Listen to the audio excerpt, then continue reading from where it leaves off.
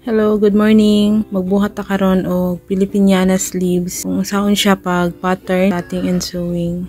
Mga procedure niya kung saan siya pagtahi. Ang kani siya nga pamaagi, may own way ni siya. Depende ra sa inyo kung inyong sundon. Ang sukat nga akong gamiton based sa akong sukat. Ang total width niya is 17, so divided by 2 na to 8.5. Tapos ang sukat dire sa ilalom sa bukton 3 inches. Total length niya dire sa baga ay sa sleeves muna 11 inches. Mag-line ta dire pa slant. Then mag-drawing ta o pa-curve padulong dire.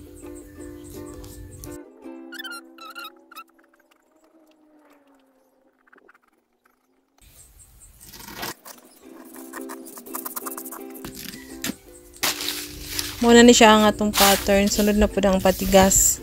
Tingta sa atong patigas.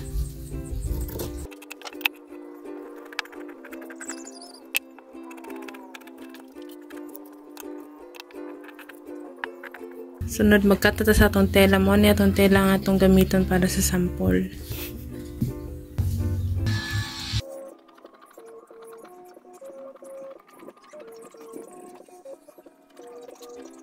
Ato aning tahion ang tila ug ang patigas.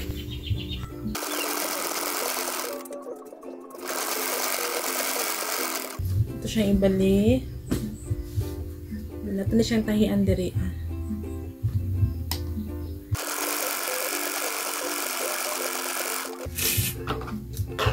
Pag-i-hold.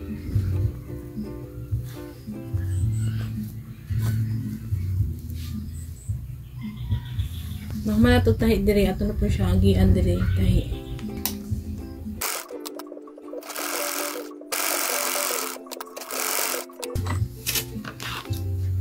Wala na siya. Nakatapot na siya ang patigas o ang tela. Sunod, mag-fold na ta dire. Dire ta magsugod. Dire ta mag-fold ta dire 1/2 inches. Then so on so forth na.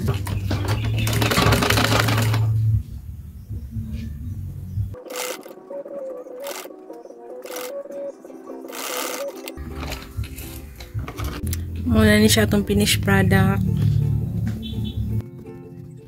Ready na ni siya itapot sa atong mga dress.